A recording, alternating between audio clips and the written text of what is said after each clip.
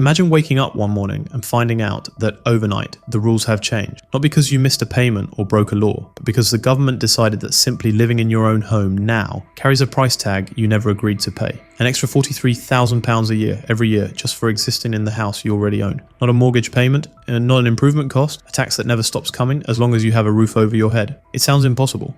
Maybe even absurd, but that's exactly the kind of system being discussed by policymakers right now. One that could transform home ownership across Britain into something entirely different from what it's ever been. For millions of people, this isn't some distant hypothetical. It's a potential financial earthquake hiding behind a few lines of economic jargon. The story began quietly, tucked away in reports from respected outlets like The Times and The Guardian, describing how government officials are exploring what they call a modernized approach to property taxation. But the fine print tells a different story. The proposal would replace two familiar taxes, stamp duty and council tax, with a brand new system that looks simple on paper, but could end up costing ordinary families a fortune. Many of the people who would be hardest hit are not wealthy investors or developers, but everyday homeowners who bought decades ago and now live on modest income. They're people who worked hard, saved carefully, and expected that owning their home would one day mean security. Under this plan, that security could vanish overnight. Here's how the scheme works. At present, you pay stamp duty once when buying a property and council tax every year, based on valuations that haven't been updated since 1991. It's far from perfect, but it's at least predictable. The new plan would throw that entire framework out and replace it with an annual charge based on the property's current market value. In other words,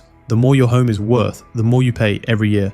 And the definition of high value is far lower than most people realize. Early figures suggest the tax would begin at around 0.5% annually for homes valued above £500,000, rising to 0.8% for homes above 1 million. The problem is that in today's market, those numbers don't describe luxury mansions. They describe perfectly average family homes across much of London and the southeast. It's easy to think £500,000 sounds like a lot, but property prices in Britain's capital and its commuter belt are wildly inflated. The average London home already costs more than £660,000. That means a huge number of middle-class households, nurses, teachers, civil servants, would suddenly find themselves paying thousands of pounds every single year. Not because they've become richer, but simply because the housing market did what it always does. It went up. And that rise, which once felt like a reward for years of saving, would now be turned against them. Consider what that looks like in real terms. A retired couple who bought their home decades ago for under £200,000 might now see it valued at £700,000 or even £1 million. Their income hasn't changed, it's still their pension, maybe £20,000 a year between them. They own their home outright, they've already paid every tax due on it, and they budgeted carefully for a quiet retirement. Then this new tax lands, demanding a yearly payment larger than their entire income. £43,000 a year on a £6 million property. Even those with smaller homes could see bills in the tens of thousands. The result is simple. They'd have no choice but to sell, even if they never wanted to leave. And it's not just retirees who would struggle. Middle-income households with mortgages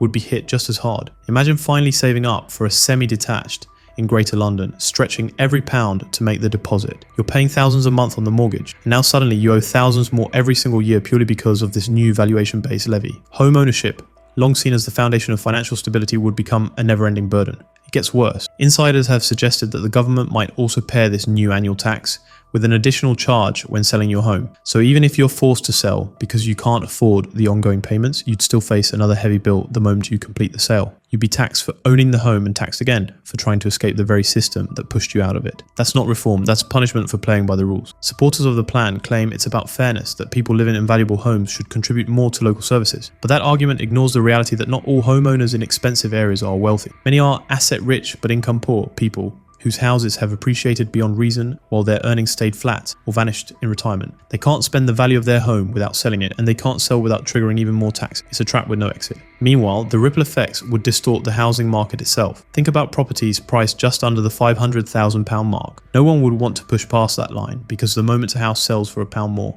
it enters the taxable bracket. Sellers would underprice to stay under the threshold, while buyers would avoid anything that crosses it. The result would be a bottleneck, with prices artificially frozen below the limit and chaos above it. At the higher end, owners facing the new tax and potential seller's fee would try to inflate prices even more to offset what they'd lose to the government. That means £1 million homes could jump even higher while mid-range properties stagnate. The entire market would warp around political math rather than real supply and demand. And then there's the regional divide. In places like Doncaster, Hull or Sunderland, where average home prices are well under £200,000, hardly anyone would pay this new tax. Meanwhile, homeowners in London, Surrey, Kent and other high-value regions would shoulder nearly all of it. You'd have a system where families in the South Fund services across the country while those in cheaper areas pay almost nothing. Redistribution through the income tax system is one thing. This, however, would be redistribution through geography. It's easy to imagine the resentment it would spark, a north-south divide deeper than any before. There's also the moral issue. For decades, governments of every stripe have encouraged citizens to invest in property. They told people to buy homes, to view ownership as a mark of success and stability, and many took that advice. They sacrificed holidays, luxuries, and free time to pay off their loans, confident that by the time retirement arrived, they'd be secure.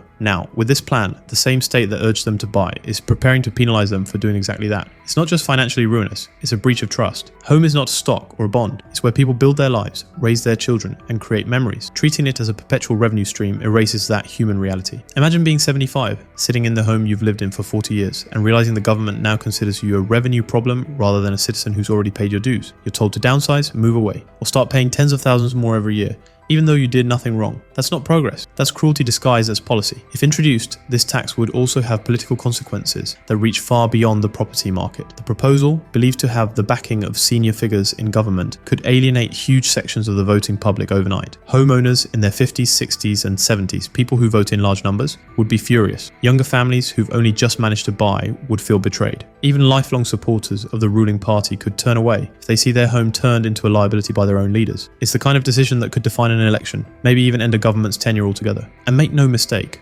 once a tax like this exists, it rarely goes away. History shows that when governments find a new source of revenue, they cling to it. Rates creep up over time, exceptions vanish, and what begins as a fair contribution turns into a permanent drain. If this property value tax becomes law, it could stay in place for generations, tightening every few years until owning a home feels more like renting from the state. Defenders argue it will create balance by reducing inequality, but the truth is, it would likely make them worse. Imagine waking up to find that living in your own home could soon mean an annual property tax bill of £43,000. This isn't a distant threat. It's a real proposal for UK homeowners, replacing council tax and stamp duty with a tax pegged to today's soaring house prices. Why is the government ready to risk uprooting retirees and reshaping the entire housing market? The true story of UK homeowners erupt over a £43,000 property tax starts here. For more than 3 decades, the foundation of property taxation in the UK has rested on a system many now consider deeply flawed. Council tax bills are still calculated using property values set all the way back in 1991, a year when the average house price in London was under £100,000. Today, that figure stands above £660,000, yet for millions of homeowners, their tax band remains frozen in time. This disconnect means 2 similar homes, side by side, can face wildly different bills simply because one was revalued or extended after the cut-off, while the other was not. The result is a patchwork of winners and losers, with no relation to current market realities. Stamp duty land tax, introduced in its modern form in 2003, is only paid when a property is bought or sold. Revenue from stamp duty swings wildly with the housing market, leaving local councils and the Treasury guessing how much they will collect year to year. These unpredictable receipts create headaches for public budgets and discourage people from moving, as each transaction triggers a large, one-off payment. Over time, these quirks have combined to produce a system that is not only outdated, but also fundamentally unfair, especially for retirees living on fixed incomes. Calls for reform have grown louder, with think tanks and campaigners pointing to the need for a fairer, more stable approach that reflects the true value of homes in today's market. The proposed property tax for 2025 is designed to replace both council tax and stamp duty with a single annual charge tied directly to the current market value of a home. Under the Treasury's most recent modelling, the core rate would start at 0.5% for properties valued between £500,000 and £1 million. For homes above £1 million, the rate rises to as much as 0.81% per year. Every homeowner would face a minimum bill of around £800, even at the lowest end of the scale. Unlike the old banded system, this tax is strictly proportional. If a property is valued at £600,000, the annual charge would be £3,000 at the 0.5% rate. A home worth £1.5 million would owe £8,100 a year, calculated at the higher rate for value above the £1 million threshold. These rates are not theoretical, they are drawn directly from the Onward think tank's proposals, which have guided Treasury modelling and are cited in government briefings. The new system would apply only to owner-occupiers, not tenants, and would be recalculated each year as property values change. For many, the annual bill would be far higher than their current council tax, and unlike stamp duty, it would not be a one-off payment at purchase, but a recurring cost, year after year. The minimum payment ensures that even lower value homes contribute, but the most dramatic changes hit those in high value areas, especially in London and the South East, where property prices routinely cross the £500,000 threshold. A retired homeowner in Richmond sits at the kitchen table, pension paperwork stacked beside a letter from the Treasury. The numbers are impossible to ignore. A home bought decades ago for less than £250,000, now valued at £6 million, and a projected property tax bill of £43,000 per year. The arithmetic is stark. Pension income under £25,000 can't even cover the tax, let alone living costs.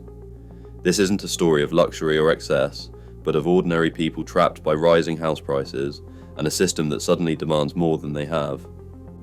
On September 9th, 2025, a confidential Treasury briefing paper detailing the 0.5% to 0.8% levy leaked to the press. Within hours, national headlines carried the £43,000 figure, igniting fear and anger across the country. Digital petitions sprang up overnight. Within days, over 450,000 signatures flooded parliament.uk and change.org as homeowners realised the threat was real and immediate. Parliament has just voted on one of the most sweeping housing reforms in decades, and the fallout from that vote will reshape how millions of people in the UK rent and manage property. Whether you own one flat, rent with roommates, or are trying to find a student housing for next term, what just happened in Westminster matters more than most people realise. The Renters' Rights Bill was supposed to be a step toward fairness, protection and balance between landlords and tenants. But after last night's vote, many fear the law will do the opposite, tightening supply, pushing rents even higher, and driving good landlords out of the market entirely. The legislation sped through Parliament faster than almost any housing bill in recent memory. Committees flagged problems, economists warned of side effects, landlords and tenant groups alike called for more consultation. Yet the government kept its foot on the gas. By the time the final debate arrived, this was Parliament's last opportunity to make adjustments that could stop the policy from backfiring. They had the evidence, the data, and the testament. They knew what happened when similar rules were tested elsewhere, and they still voted down almost every amendment that could have made the system workable. One of the clearest examples of how out of touch the decision-making has become is the pet deposit rule. MPs were asked to approve a small change that would have let landlords request up to 3 extra weeks' rent as a deposit when tenants move in with pets. It wasn't a requirement, just an option, an incentive that could make it easier for animal owners to find homes while protecting landlords from damage risk. But Parliament struck it down completely. Under the new framework, landlords will no longer be able to advertise no pets, yet they're also forbidden from taking a higher deposit to cover the potential costs. On paper, it looks progressive. In practice, it creates a minefield. Landlords will quietly avoid applications from pet owners. Tenants will waste time applying for properties they'll never get. And the end result is a market that pretends to be inclusive, while actually becoming less so. This same pattern plays out across other parts of the bill. Take student housing. Large houses shared by multiple tenants, HMOS, can still operate on the academic calendar, allowing landlords to reclaim properties each summer to prepare for a new intake. But thousands of student rentals aren't HMOS at all. They're 1 or 2 bed flats rented to pairs or small groups of students. And under this bill, those landlords lose the ability to align their tenancies with the school year. An amendment was proposed to fix that, giving them the right to regain possession at the end of each academic cycle. It was rejected too. Now, many smaller landlords will simply stop renting to students. They'll switch to long-term tenants who don't leave every 9 months. The knock-on effects are obvious. Fewer affordable student homes, longer commutes, universities forced to scramble for emergency accommodation. When that shortage hits headlines next summer, MPs will act surprised, even though the warnings were spelled out in black and white. Then there's the 12-month reletting restriction, a clause that borders on absurd. Under the new rule, if a landlord asks a tenant to move out because they plan to sell and the sale later falls through, they can't rent that property again for an entire year. Proposed fix was to reduce that ban to 6 months. Still harsh, but at least survivable. Parliament refused. Imagine owning a flat that's now sitting empty. You're paying the mortgage. The council might charge double tax on empty property. You've lost rent for months and aren't legally allowed to relet the place, even though people nearby are desperate for somewhere to live. That's not consumer protection. it's economic vandalism. The government insists this will stop landlords from pretending to sell just to raise rent, but losing 6 months of income already makes that scam pointless. Instead, the rule punishes legitimate property owners who get caught in slow sales market. The penalty system adds another layer of confusion. Under the bill, local authorities can fine landlords up to £40,000 for breaches, but they don't need criminal level evidence to do it. The standard is now balance of probabilities, meaning someone can lose tens of thousands of pounds based on assumptions rather than proof. That's a civil threshold, not a criminal one, and lawyers have already warned it's open to abuse. The justification given by ministers was that higher standards would make enforcement too difficult. That's basically an admission that the government wants to fine people more easily, even if it means some innocent landlords get caught in the crossfire. What happens next is equally concerning. The Renters' Rights Bill is headed to royal assent, which will make it law. But that doesn't mean everything changes tomorrow. The rollout will be gradual, just like the Leasehold Reform Act that passed over a year ago but still isn't fully enforced. A few easy to implement items, like the shift from fixed term to rolling tenancies, will arrive quickly. Those are simple administrative changes that don't need new infrastructure. But the central piece, abolishing Section 21 no-fault evictions, will be delayed for years, and that's where the system could buckle. Section 21 currently lets landlords regain possession without proving fault. It's what keeps thousands of disputes out of court. Once it's gone, every single eviction must go through a full legal hearing, complete with paperwork, judges, and evidence. Courts already face months-long delays for basic possession cases. Piling thousands of new claims into that system without new judges or staff is a recipe for paralysis. Even government insiders admit the courts aren't ready. Officials will likely announce temporary postponements or phased implementation, citing the need to hire more tribunal staff. Meanwhile, landlords won't know which rules apply. They'll hold back investments or decide to sell altogether rather than risk being trapped in legal limbo. That exodus is already underway. Surveys show record numbers of private landlords selling their properties. High interest rates, loss of mortgage relief, new licensing requirements, and now the Renters' Rights Bill have made small-scale property ownership more trouble than it's worth. And when landlords exit, supply drops. When supply drops and demand stays high, rents rise. It's not ideology, it's arithmetic. Yet Parliament behaved as though basic economics had been suspended. Tenants, ironically, will be hit hardest. The average renter isn't lying awake at night fearing a Section 21 notice. They're worrying about finding any flat at all. The biggest crisis in the rental market right now is scarcity. In many parts of the country, there are 10 applicants for every decent property. The Renters' Rights Bill does nothing to fix that imbalance. If anything, it makes it worse by pushing more property owners out of the sector and discouraging new ones from entering. And then in a few months, headlines will start showing the consequences. Student housing shortages, renters with pets facing blanket rejections, empty properties sitting unused because of the 12-month rule, court delays stretching evictions into year-long ordeals. Each new symptom will be treated as a surprise when, in reality, every one of them was predictable. It's especially frustrating because some amendments were genuinely constructive. There were proposals for stronger enforcement against the small percentage of landlords who neglect repairs or engage in harassment. There were ideas to simplify how tenants can challenge unreasonable rent increases. Those would have improved living standards without damaging the market. But by rejecting targeted fixes and replacing them with blanket restrictions, Parliament chose ideology over practicality. What often gets forgotten in these debates is who most landlords actually are. They're not corporate developers or giant real estate fund. Most own 1 or 2 properties. Maybe they inherited a house and rent it out for extra income. Maybe they bought a flat as a retirement investment. These people aren't sitting on vast portfolios. They're everyday workers trying to balance mortgages, maintenance, and tax, and they're being regulated as if they were a multinational corporation. Each new fine, restriction, or delay makes their position less viable. Some will hold on until their fixed rate mortgage expires, then sell. Others are already listing properties while demand remains strong. The ones who stay will become more selective, choosing only the safest tenants. Anyone with pets, on benefits, or with a non-traditional income will find it even harder to rent. The government's vision seems to be a market where tenants feel secure, but security doesn't come from laws alone, it comes from abundance. When there are enough homes, tenants can choose where to live. When supply tightens, power shifts back to landlords, no matter what the law says. That's the paradox here. A bill designed to empower tenants may end up leaving them with fewer choices and higher costs. This is how slow crises start. First, supply dips slightly, then rents creep up, then people start sharing smaller spaces or moving farther from city centres. Over time, housing insecurity becomes normal. The Renters' Rights Bill risks accelerating that process by discouraging the very investment that could alleviate it. Instead of making renting simpler, it creates layers of uncertainty, rules that sound fair in theory, but collide with financial and logistical reality in practice. Years from now, when analysts look back at the trajectory of the UK rental market, they'll see this vote as a turning point. The warnings were documented, The economic forecasts were clear. Everyone knew that discouraging landlords during a supply shortage would tighten the squeeze. And still, politics won out over pragmatism. If you own a property, you're probably already running the numbers, asking whether it's worth staying in. If you're a tenant, you're likely bracing for steeper competition and rising rents. And if you're somewhere in the middle, thinking about buying your first rental or relying on one as your pension, this bill has just changed the equation. The consequences won't arrive all at once, but they're already in motion. For years, Britain's housing debate has been trapped in a false binary: protect tenants or support landlords. The truth is, both depend on the same thing: supply. More homes mean more options, more fairness, and more stability. The Renters' Rights Bill ignores that completely. Instead, it treats regulation as a substitute for construction, control as a cure for shortage. And that's why the market is about to get tougher for everyone involved. So as this bill moves toward royal assent and begins its slow rollout, remember what this moment represents. The warnings weren't hypothetical. They were written, debated, and recorded in the very chamber that chose to ignore them. When rents climb and availability drops, when students can't find flats and pet owners are turned away, it won't be a mystery. It will be the inevitable outcome of a law that mistook good intentions for good policy.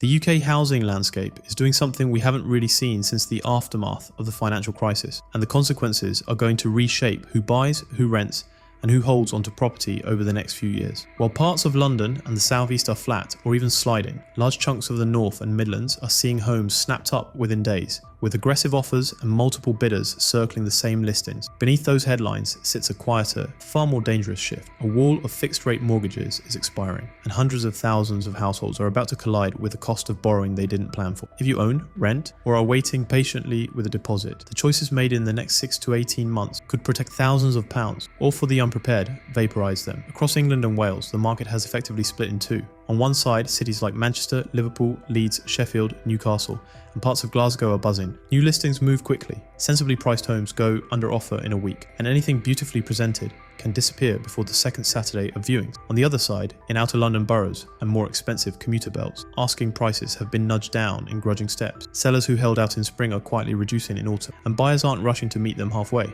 You can see why. A tidy 3-bed terrace in a northern city might still transact around £180,000 to £220,000, while the equivalent space on the fringes of London is £450,000 to £550,000 before you've even paid for a rail season ticket. When mortgage rates are elevated, that gap isn't just psychological, it's a life quality chasm. This isn't lifestyle whimsy, it's arithmetic. Median earnings are higher in the capital, but not enough to offset double-sized loans, higher running costs, and longer commutes. A family in Greater Manchester with a £200,000 mortgage can often live more comfortably, build a cash buffer faster, and still afford childcare or occasional travel, compared with a household in the southeast servicing a £400,000 loan while juggling higher council tax and transport. As buyers internalise those numbers, behaviour changes. In London, stock on the portals has grown markedly, yet completions are down. Owners are testing the market, buyers are selective and disciplined. Stalemate favours the party with time on their side, and right now time is not on over-optimistic sellers' side. Meanwhile, a different clock is ticking. Between now and 2027, roughly 800,000 fixed-rate loans will reset. Many were taken at 1.5 to 2.5% when money was almost free. Rolling off to 5% plus transforms the monthly outgoing. A £250,000 repayment mortgage might have cost around £1,120 at 2%. Reprice that debt at 5% and you're closer to £1,460, about £340 extra every month, over £4,000 a year, before counting energy, food, and transport that are still pricier than 3 years ago. Miss the remortgage window and slide onto a lender's standard variable rate, and you could be staring at 7% or more. £1,750 a month on the same balance. The jump isn't a rounding error, it's the difference between breathing room and budget triage. Households who bought in 2021 to 2022 feel this most acutely. Some stretch sensibly, expecting wages to catch up, or plan to refinance lower later. The later never came. If the numbers don't work on the new rate, those owners become forced sellers. Not because they want to move, but because they need to. That's part of why listings are rising. It's not exuberance, it's necessity. Layered on top is a stark generational divide. A majority of over 60s own outright. For them, higher interest rates are abstract. Under 45s, by contrast, carry most of the mortgage debt. They're also the group raising families, paying for nurseries, or trying to build savings in a high-cost environment. When financing costs rise, this is the cohort that has to adjust the quickest. Cut discretionary spending, take on side work, or make the hard call to sell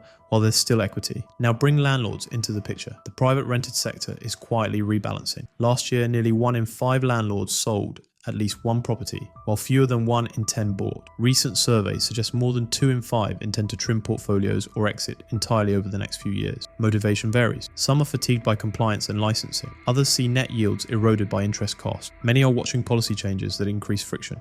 The Renters Reform Bill removes Section 21, meaning regaining possession will rely on specific grounds and a court system that's already congested. For professional operators with scale, process and cash buffers, that's manageable. For small accidental landlords, someone who kept a former home as a let, it tilts the risk-reward calculus the wrong way. Holiday let rules are shifting too. From April 2025, the tax advantages that fueled short-term rentals will be pared back. In some coastal towns and city centres, owners are either selling or flipping to standard tenancies. On paper, that might help long-term renters. In practice, many of those properties will be disposed of into owner occupation, reducing rental supply anyway. Hence the paradox. Rents push upward in tight local markets at the same time asking prices in certain sales markets drift down. Fewer landlords means fewer rentals. Fewer rentals means higher rents. Higher rents mean first-time buyers feel squeezed. Unless, of course, those ex-rental homes appear on the sales side at prices that finally make sense. We're already seeing exactly that. Scan the portals and you'll notice a conspicuous share of listings that clearly were rental. Neutral decor, durable flooring, compliant safety kit. In some postcodes, it's 1 in 5 or 1 in 6. Many are decent houses, looked after, in streets served by good schools and transport. First-time buyers with mortgages arranged and deposits in hand are stepping in. Counterintuitively, the landlord sell-off is opening doors for people who were locked out during the frenzy of 2020 to 2022. And yet, the overall market isn't uniformly weak. Certain urban cores are still humming. Investor demand hasn't vanished, it has evolved. Buy-to-let applications actually climbed in early 2025, not because property always goes up, but because a new cohort of disciplined investors is buying on cash flow rather than speculation. Yields of 6 to 7% gross are still achievable in parts of the North and Midlands. In some micro markets, 8% is possible if you're hands-on and buy below the average. The capital looks different. Paying £400,000 for a flat that rents for £1,800 a month is around 5% gross, which might compress to approximately 3% net after maintenance, insurance, service charges, and voids. That can still make sense if you've got a huge equity cushion or a long time horizon, but for a geared investor starting fresh, the numbers up north are more forgiving. First-time buyers can use this window too. With transactions down, competition per listing has eased in many southern postcodes, and sellers who need to move are more flexible. Homes marketed at £300,000 6 months ago are now being cut to £285,000 or £280,000. That's not a crash, it's realism. Buyers who separate wants from needs, obtain a robust agreement in principle, and move quickly when a genuinely good property is reduced, can secure outcomes that were impossible 2 years back. One reason headline indices feel calm is that volumes have been so low at points that averages don't react much. Beneath the surface, price discovery is happening through individually negotiated reductions and chain-saving compromises. In a frozen market, price is a conversation, not a number. There's another drag few are discussing loudly, the long tail of help to buy. The equity loan scheme solved deposits, but funneled demand into new builds where developers could charge a premium. Many buyers paid 10 to 15% over what similar second-hand units fetched, then assumed time would take care of the rest. Several years on, some of those flats are worth less than purchase price, especially where supply of near identical blocks kept coming. When those households remortgage, valuations can disappoint, making refinancing harder and trapping owners who can't swallow a crystallized loss. Incentive packages on new launches, free legal fees, contributions to service charge, or gifted deposit still exist, but those carrots are typically priced in. Anyone eyeing a shiny new unit owes themselves a cold-eyed comparison with recently sold non-new stock nearby. Confidence is the invisible fuel in housing. Many expected a swifter retreat in interest rates. The Bank of England has held steady longer to ensure inflation stays pinned. Lenders, in turn, are cautious, passing on cuts. A subset of would-be movers is waiting for 3.5 to 4% mortgages that may not reappear quickly. That wait and see dampens transactions, and low transactions stretch out periods of indecision. Eventually something gives. Either rates ease enough to thaw activity, or sellers step down to where demand sits. Watch volumes. Rising sales count is often the first sign the market floor is in, long before national price indices pivot. Medium-term forecasts are more constructive than the mood music suggests. Some consultancies see low single-digit national growth in 2025, followed by a steadier climb through 2026 to 2029, totaling in the low to mid-20s over 5 years. The distribution won't be even. Historically, the North and selected Scottish cities outperform in these phases, while high-ticket southern areas grind rather than sprint. Those projections lean on two assumptions. Wages continue to grow across the period, and the base rate normalizes to somewhere in the 3.75 to 4.5% range, letting mortgage pricing settle around the mid-4s to low 5s for solid borrowers. That's not the 2% era, but it's liveable. Yeah. What does all this mean in practical terms? If you're fixed for years and the home suits your life, you can ignore the daily noise. Keep your emergency fund topped up, overpay if your rate permits, and let amortization do its quiet work. If your fix ends within the next 12 to 18 months, act early. Speak to a whole of market broker 6 to 9 months out. Model payments at different rates. Trim unsecured debt where possible. Consider term adjustments only as a last resort. If the numbers remain brutal, selling on your timetable with a clean chain is vastly better than being forced to accept a panic price later. If you rent and are weighing a purchase, build the decision from numbers upward, not pressure downward. In London, taking on £400,000 of debt for a studio you'll outgrow in 2 years may make less sense than remaining a savvy tenant and banking the difference. In Birmingham, Leeds or Nottingham, a sub £200,000 purchase that costs the same as your rent and saves you future rent inflation may be the right strategic move. There is no universal right time,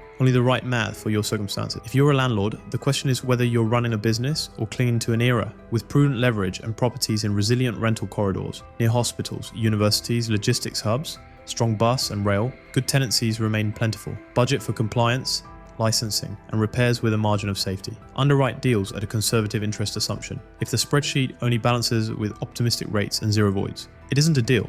It's a wish. If, however, your portfolio throws off cash even after stress testing, the attrition of casual landlords may leave you with stronger tenants and less competition. For investors with dry powder, today's market is about selectivity and patience, not heroics. Hunt for mispriced homes where the seller's problem is timing, not the asset's fundamental. Negotiate on condition you can fix, roof, boiler, kitchen tiredness, not on problems you can't. Motorway at the back fence. Favour freehold when possible, and if buying leasehold flats, interrogate service charges, sinking funds, cladding status, and management quality. A cheap service charge today isn't a win if a deferred maintenance wall is coming tomorrow. Policy continues to tug the market in different directions. Selective licensing is expanding in more councils, raising standards, good, while adding cost, pressure. Reforms to holiday lets will reshape certain local economies. Tenant security will improve as courts modernise, eventually. In the meantime, friction increases, and friction always tests weak balance sheets first. The broader structural story is the uncomfortable one, a concentration of equity among older cohorts who benefited from cheaper entry points, lower multiples, or multi-decade compounding,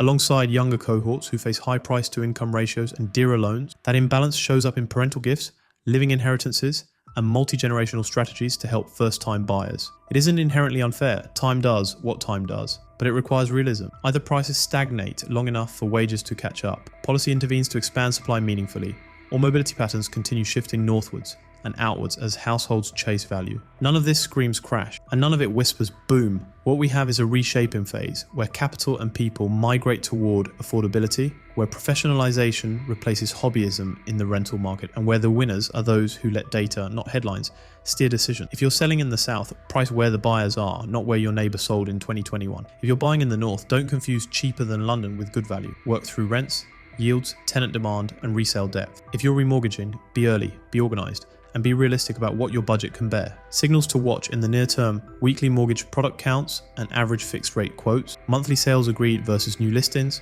time to sell metrics in your micro market, rental listings in your postcode and how fast they let, and any Bank of England guidance that nudges swap rates. An uptick in transactions paired with stable inventory often precedes firmer pricing by a quarter or two. A continued rise in stock with flat sales points to further soften. The last decade rewarded people who assumed money would stay cheap and prices would keep floating upward. The next few years will reward preparation, patience, and precise underwriting. There are genuine opportunities. Motivated sellers in good streets, ex-rental homes with strong bones, regional cities with diversified employers and universities, but they will accrue to buyers who can move decisively, because they've done the work beforehand. For everyone else, the smartest move might simply be resilience, preserve cash, reduce fragile obligations, and wait for the fog to thin. The market is speaking clearly if you listen. Northern and Midlands demand holding up, southern vendors negotiating, landlords trimming, renters paying more for scarcer options, remortgage cliffs forcing choices that ripple through chains. These are not disconnected facts.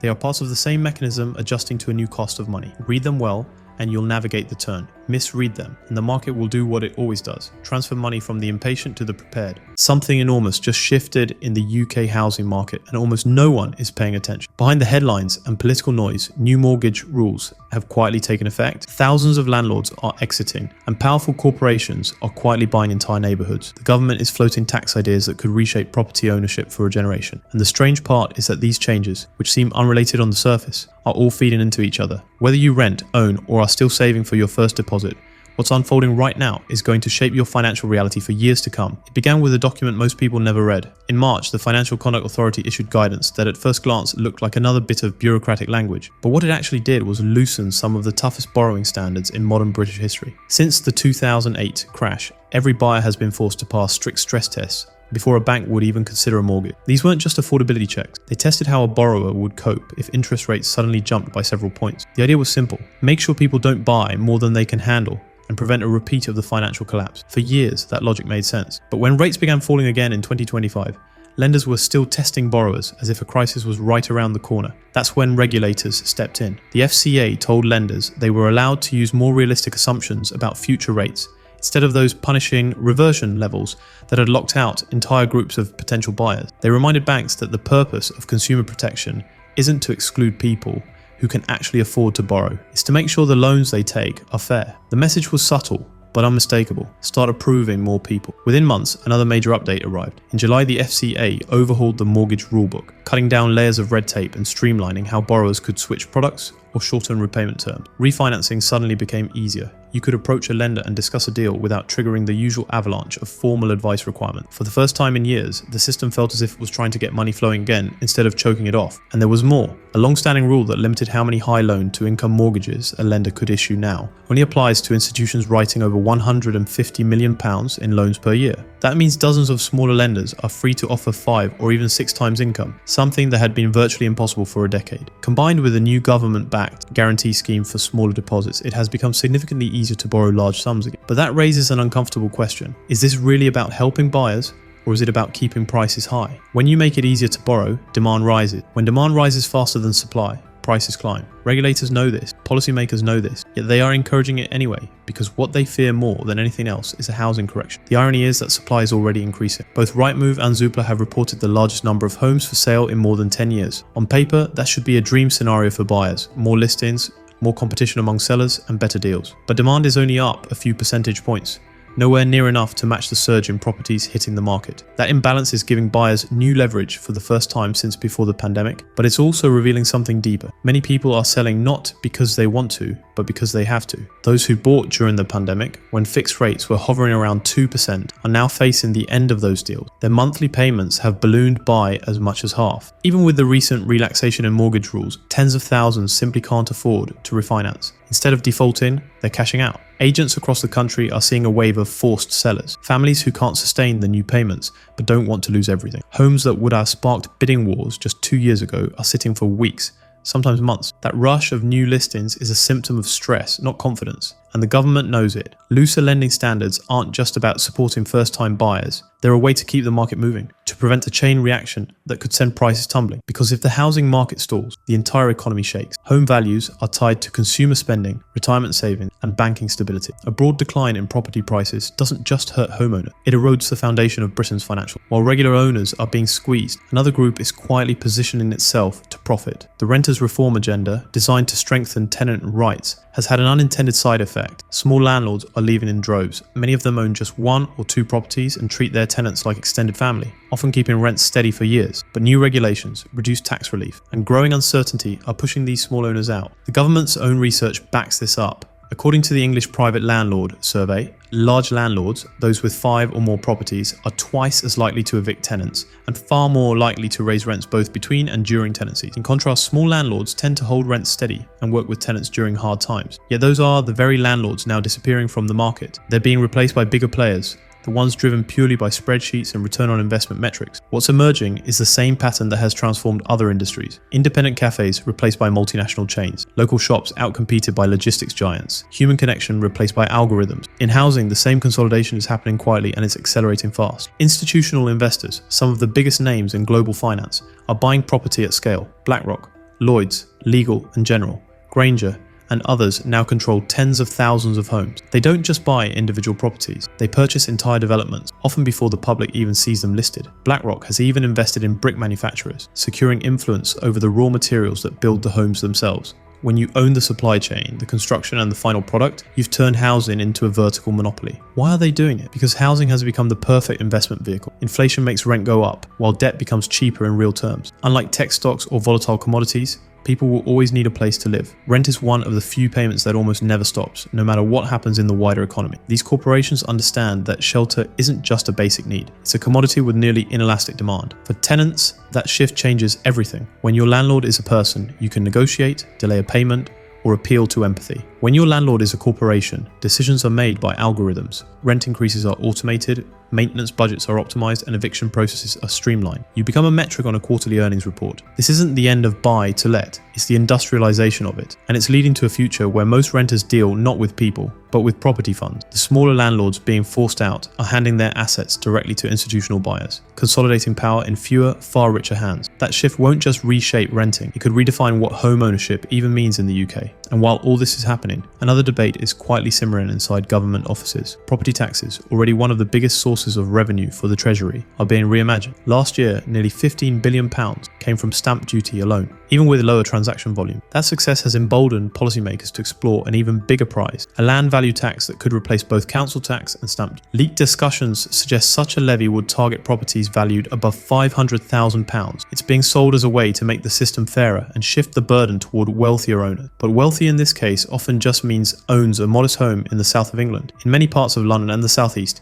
even a small flat crosses that threshold. What sounds like a tax on the rich could easily become a recurring bill on middle-class families who bought years ago and have simply watched prices rise beyond their control. Politically, it's clever. Younger generations who can't afford to buy are more supportive of taxing property wealth. Older homeowners, meanwhile, are asset rich but cash poor, making them easy targets for a government desperate to raise funds without touching income or VAT. The danger is that this kind of tax doesn't just skim the surface, it can destabilize the entire market. Annual property bills running into thousands could force many owners to sell. As supply floods the market, prices fall. Lower prices drag more people into negative equity, which triggers more sales. Once that feedback loop begins, it's hard to stop. Right now, Britain's housing system is being held together by fragile incentives and quiet policy changes. Looser credit rules keep buyers in the game. Forced sellers feed supply without collapsing prices. Institutional money absorbs the properties that individuals can no longer afford. And looming above it all is the possibility of new taxes that could turn property ownership into a liability rather than a symbol of stability. What we're witnessing isn't just another cycle of boom and bust, it's a structural transformation. Ownership is being replaced with tenancy, small players are giving way to global capital, and a market once defined by aspiration is slowly becoming one defined by dependence. If you're paying attention, you can see how each policy connects to the next. Cheaper borrowing props up demand so the government can avoid a crash. Rising rents make property even more appealing for corporations. A land value tax could drive out remaining independent owners, providing yet another buying opportunity for large funds. It's a self-reinforcing system, one that concentrates housing power into fewer hands each year. For ordinary people, the implications are profound. Buying a home was once a way to secure freedom, a hedge against rising costs, and a path to financial independence. Increasingly, it's becoming something else entirely, a privilege protected by policy and accessible mainly through institutional control. The housing market of 2025 isn't broken by accident, it's being redesigned. The question is whether anyone can stop it before there's nothing left to own at all.